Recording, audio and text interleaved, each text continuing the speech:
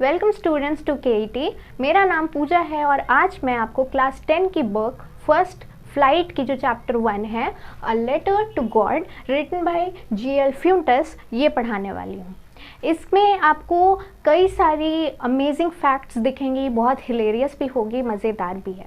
तो स्टोरी में बेसिकली एक ऐसे व्यक्ति के बारे में बताया गया है जो कि एक पुअर फार्मर है, जो कि बहुत ज़्यादा हार्ड वर्किंग है और किस तरीके से वो भगवान पर विश्वास रखता है और अपनी जितनी भी मुश्किलें हैं वो भगवान से शेयर करता है।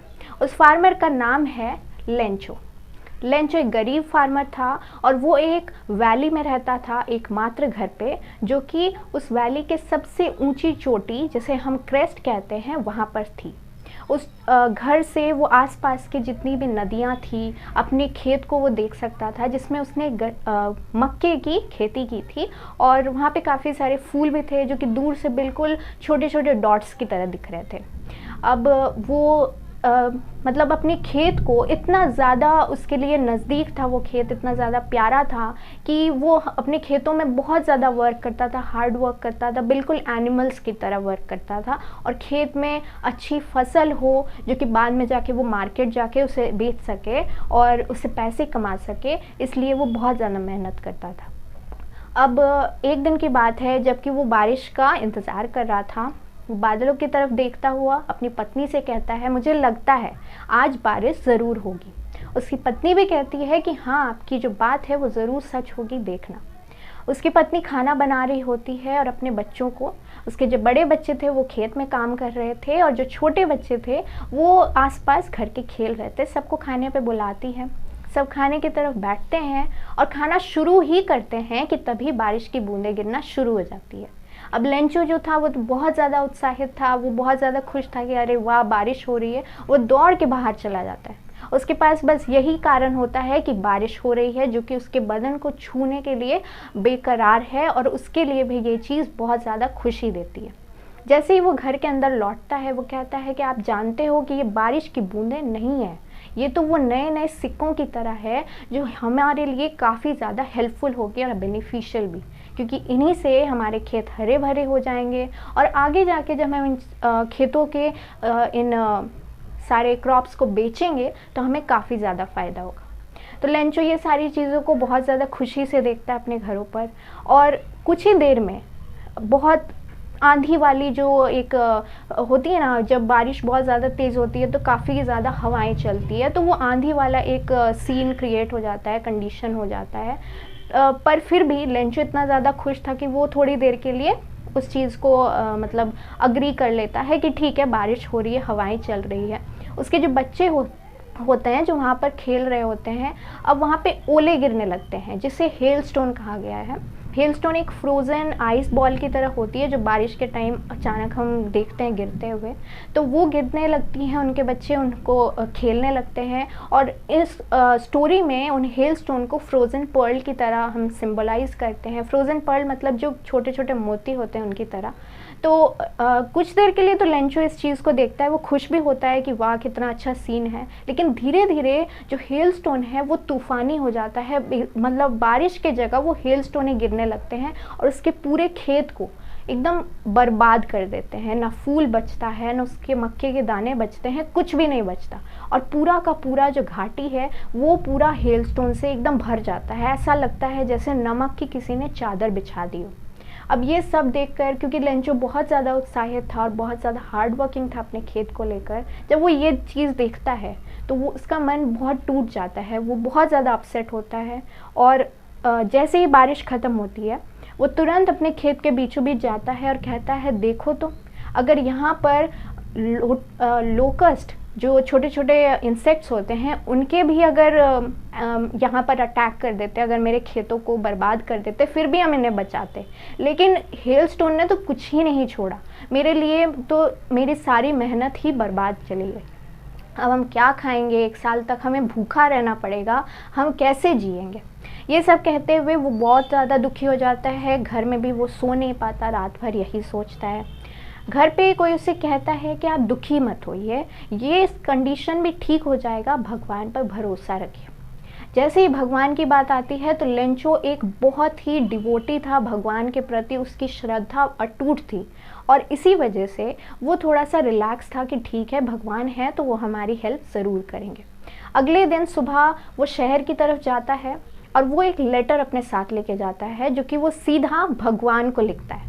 उसमें ये लिखा रहता है कि भगवान, आप जानते हैं कि मैं और मेरे परिवार के लोग बिल्कुल असहाय हैं, हमारी जो एकमात्र रोज़ी रोटी थी, हमारे खेत थे, उसके पूरे फसल बर्बाद हो गए और अब हम कैसे जिएंगे, आप हमें हेल्प करिए। और वो डिमांड करता है 100 पेसोज़ का। पेसोज़ एक लैटिन अमेरिकन करेंसी है, जैसे हम इंडिया में यूज़ करते हैं सिक्के या फिर नोट, उसी तरीके से लैटिन अमेरिकन जो कंट्रीज़ हैं वहाँ पर पेसोज़ कहा जाता है। तो वो 100 पेसोज़ की डिमांड करता है और कहता है कि भगवान हमारे हेल्प करिए, मुझे 100 पेसोज़ दीजिए तब तक जब तक मैं इस कंडीशन में ना आ जाऊँ कि कुछ नए बीज वहाँ पर बोऊँ। बीज बोने का यहाँ पे इंग्लिश में वर्ड था सो, मतलब मैं अपने जो नए खेत है उसमें फिर से बीज बोऊंगा, जब तक वो फिर से फलेंगे तब तक के लिए मुझे 100 पेसोज़ की ज़रूरत है, तब तक के लिए ये काफ़ी है, तो आप मेरी हेल्प करिए। इतना लिख के वो उसे मेल बॉक्स में डाल देता है। ये तो कम नहीं था, इसके बाद जो मेन चीज़ होता है वो तो आपको बहुत ज़्यादा हंसाने वाली है। उसमें होता यह है कि जो पोस्टमैन है जो उसमें चिट्ठी लेता है वो उस पोस्ट को मतलब उस चिट्ठी को देखता है और देखते के साथ हंसने लगता है, क्योंकि कोई इंसान किसी भगवान को कैसे भेज सकता है, कोई मतलब भगवान कैसे उसकी चिट्ठी पढ़ेंगे। तो ये चीज़ अपने बॉस को बताता है, पोस्ट मास्टर को, वो भी हंसने लगते हैं। लेकिन पोस्ट मास्टर का यहाँ पे कैरेक्टर बताया गया है कि वो थोड़े मोटे थे और बहुत ही एमिएबल फेलो थे, मतलब कि बहुत ज़्यादा फ्रेंडली थे, बहुत ज़्यादा प्लेजेंट थे, लोगों से बात करते थे बहुत अच्छे से, उनमें कोई घमंड या कोई ईगो नहीं था। तो वो इस चीज़ को जब देखते हैं तो वो भी हंसते हैं, लेकिन फिर दोबारा सीरियस हो जाते हैं ये सोचकर कि कितना अच्छा इंसान है, उसे भगवान पर कितना भरोसा है, उसे ये उम्मीद है कि उसकी हेल्प भगवान करेंगे आके और हमें भी उस इंसान की मदद करनी चाहिए। तो वो दोनों मिलकर उस एनवेलप को फिर खोलते हैं और देखने की कोशिश करते हैं कि क्या है उस एनवेलप में।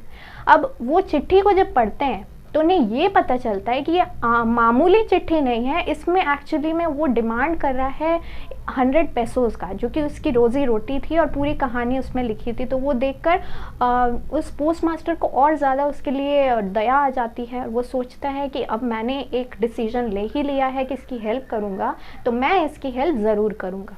तो वो अपनी सैलरी के आधी जो अमाउंट थी और अपने बाकी एम्प्लॉयज़ से, अपने दोस्तों से, इन सब से कुछ कुछ कलेक्शन करता है। एक चैरिटी कलेक्शन था, मतलब पैसों का उसने दान लिया था फॉर समवन, किसी नीडी पर्सन के लिए, और यह नीडी पर्सन था लेंचो। तो लेंचो की वो मदद करने की कोशिश करता है लेकिन पूरे पैसे नहीं कलेक्ट कर पाता, वो सिर्फ 70 पेसोज़ ही कलेक्शन कर पाया था। तो जितने उसने कलेक्शन किए वो एनवेलप में डाल के, और एक चिट्ठी भी थी जिसमें कुछ नहीं लिखा था, बस गॉड का सिग्नेचर, मतलब भगवान ने इसे भेजा है ऐसे करके, वो पोस्टमैन को देता है कि आगे जाके वो लेंचो को देगा। अब पोस्टमैन अगले दिन जब लेंचो आता है, उस दिन भी संडे था, पोस्टमैन से वो पूछता है कि क्या मेरे लिए कोई चिट्ठी आई है। तो पोस्टमैन कहता है कि हाँ तुम्हारे लिए एक चिट्ठी, और वो उसे पकड़ा देता है। लेंचो की जो शक्ल थी वो सरप्राइजिंग भी नहीं थी, क्योंकि कोई भी आम इंसान अगर किसी को चिट्ठी भेजेगा, ख़ास तौर पर वो भगवान को चिट्ठी भेजेगा और रिप्लाई भी आएगा, तो किसी को भी सरप्राइजिंग लगेगा। बट इस जगह लेंचो को सरप्राइज ही नहीं था, क्योंकि उसे ना अंदर से इतना विश्वास था कि हाँ भगवान मेरी हेल्प करेंगे, हम इतने बड़े भक्त हैं, इतने बड़े डिवोटी हैं, तो भगवान आकर मुझे हेल्प करेंगे। और ऐसा ही होता है। और ये सारी चीज़ें जो पोस्ट मास्टर था वो अपने ऑफिस से देख रहा था और उससे और ज़्यादा प्राउड होता है, और उसके मन में जो लेंचो के लिए काइंडनेस थी और ज़्यादा बढ़ जाती है। इतने में लेंचो अपने सिक्कों को काउंट करने लगता है और गुस्सा हो जाता है, और वो ये बोलता है मन मन में कि अरे मैंने भगवान से जितना रिक्वेस्ट किया था उतना तो मुझे मिला ही नहीं। आप ही सोचिए कि जिस इंसान ने उसकी मदद की उसके पास इतने ही कलेक्शन हुए थे, अब भगवान आके उसे कहाँ से पैसे दे। तो यहाँ पर थोड़ा सा आपको मज़ेदार भी लगेगा। इसके बाद क्या होता है, वो फिर काउंटर पे जाता है जहाँ विंडो थी, वहाँ से एक पेन और पेपर लेता है और उसमें लिखता है, कुछ लिखता है और फिर एनवेलप में डाल कर उसे मेल बॉक्स में दे देता है। अब जो पोस्ट मास्टर था वो तुरंत जैसे ही मेल बॉक्स में वो मेल गया वैसे ही वो तुरंत उसे निकालता है और लेंचो को मतलब लेंचो की जो पोस्ट थी उसे पढ़ता है और उसमें ये लिखा था कि हे भगवान, आपसे मैंने 100 पेसोज़ की डिमांड की थी और आपने सिर्फ 70 पेसोज़ दिए हैं, बाकी के कहाँ गए? मुझे बाकी के भी चाहिए क्योंकि अभी मेरी हालत उतनी नहीं है कि मैं 70 से काम चलाऊँ। और ये भी लिखता है कि मुझे डायरेक्ट आप पैसे ला के दीजिए क्योंकि यहाँ के लोग काफ़ी ज़्यादा धोखेबाज है। हो सकता है कि आपसे गलती नहीं हुई होगी, उन्होंने ही मेरे पैसे चुरा लिए होंगे। और बस लास्ट में लेंचो लिख के ये एंड हो जाता है स्टोरी। तो इस स्टोरी में बेसिकली बहुत सारे फैक्ट्स आए हैं, लेकिन जो मेन कैरेक्टर्स हैं यहाँ स्टोरी में वो है लेंचो, जो कि एक नोबल पर्सन था। काफ़ी गरीबी से वो जूझ रहा था, लेकिन फिर भी उसके अंदर इंसानियत थी, उसके अंदर बहुत ज़्यादा हार्ड वर्किंग वो नेचर का था। वो हमेशा खेतों में लगा रहता था, अपने परिवार के लिए बहुत ज़्यादा रिस्पॉन्सिबल था। और दूसरी तरफ जो कि मोस्ट इम्पॉर्टेंट उसका कैरेक्टर था वो था दृढ़ विश्वास भगवान के ऊपर। वो बहुत ज़्यादा था, जिससे लोगों को उसके प्रति काइंडनेस बहुत ज़्यादा बढ़ती है। दूसरा कैरेक्टर है पोस्ट मास्टर, जो कि एक हेल्दी पर्सन है और काफ़ी काइंड है सबके लिए। वो नीडी पर्सन्स की हेल्प करता है और यहाँ पर भी लेंचो की हेल्प करने के लिए वो तैयार हो जाता है।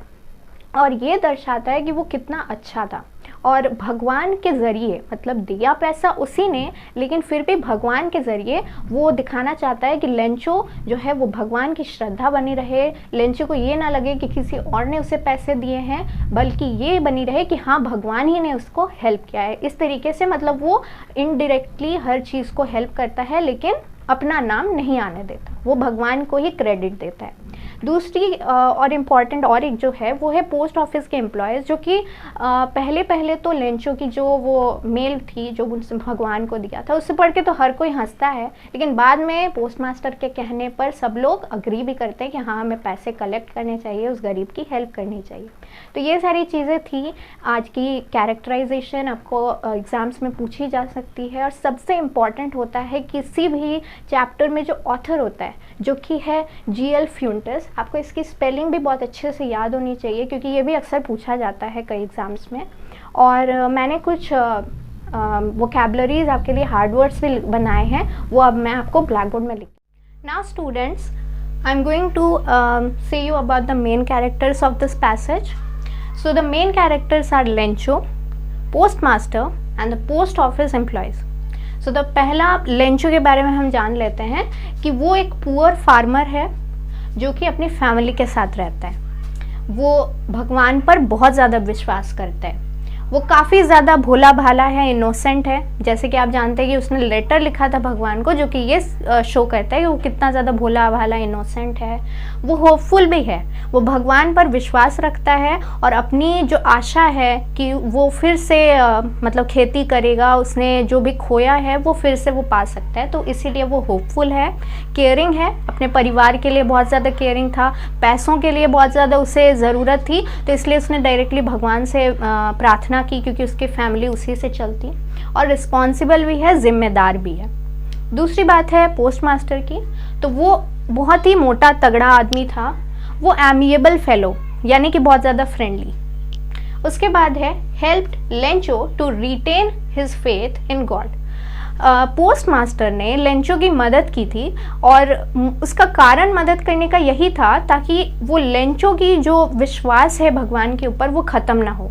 अगर वो लेंचो के हेल्प नहीं करता, उसके लिए लेटर नहीं लिखता और उस पैसों को कलेक्ट करके नहीं देता, तो हो सकता था लेंचो जो उम्मीद लगाए बैठा था कि भगवान उसकी मदद करेंगे, वो टूट जाता और लेंचो को बहुत बुरा भी लगता।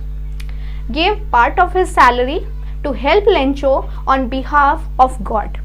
लेंचो की मदद करने के लिए पोस्ट मास्टर ने अपनी ही सैलरी के कुछ हिस्सों को और जो बाकी एम्प्लॉयज़ हैं उनसे भी कुछ हिस्से मांगे थे और फिर उसने किसे दिए थे, लेंचो को दिए थे।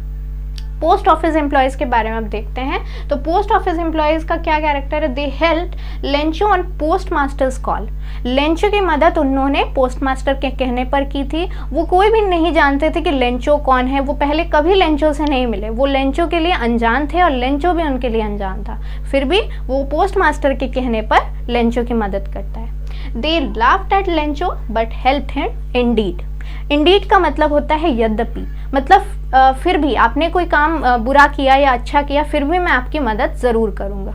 ये होता है इंडीड। दे लाफ्ड, मतलब वो शुरुआत में बहुत हंस रहे थे लेंचो पर, लेकिन फिर भी उन्होंने लेंचो की आखिरी में मदद की। सो स्टूडेंट्स, आई होप कि मेरी ये सारी एक्सप्लेनेशन आपको बहुत अच्छी लगी होगी। जाने से पहले बस मैं आपसे कुछ केईटी के रिलेटेड बात करना चाहती हूँ। एक्चुअली केईटी 2 सालों से कई सारे स्टूडेंट्स को ये अपॉर्चुनिटी दे रहा है कि वो अपनी बलबूते और अपने अचीवमेंट्स को दिखा सके। केईटी के कई सारे स्टूडेंट्स, जैसे आपने पहले वीडियो में देखे होंगे कि कई अच्छे मार्क्सों से स्टेट टॉपर बने और स्कूल टॉपर्स भी बने। इसीलिए केईटी के डायरेक्टर ने ऑफलाइन के साथ साथ आपके लिए एक ऑनलाइन प्लेटफॉर्म भी तैयार किया है, जहां आपको क्लास 7 से लेकर 10 तक के सारे सब्जेक्ट्स के हर बेसिक कंसेप्ट समझाए जाएंगे। यहाँ के टीचर आपको अपनी स्टाइल में कुछ बहुत ही इम्पॉर्टेंट और जितने भी अच्छे अच्छे कंसेप्ट है वो आपको क्लियरली समझाएंगे। आपको बिल्कुल टेंशन लेने की ज़रूरत नहीं है। हम ये कोशिश करने वाले हैं कि आप स्टूडेंट्स के प्रति जो भी एजुकेशनल सिस्टम है और आपकी लर्निंग है वो काफ़ी अच्छी बॉन्डिंग बना सके। And not only this, we are also going to organise various forms of quizzes, exercises and virtualisation videos that are going to be really amazing for you and surprising. तो बिना देर करते हुए आप केईटी से जल्दी से जुड़ जाइए। Till then, thank you for watching and stay tuned with KET. Bye bye.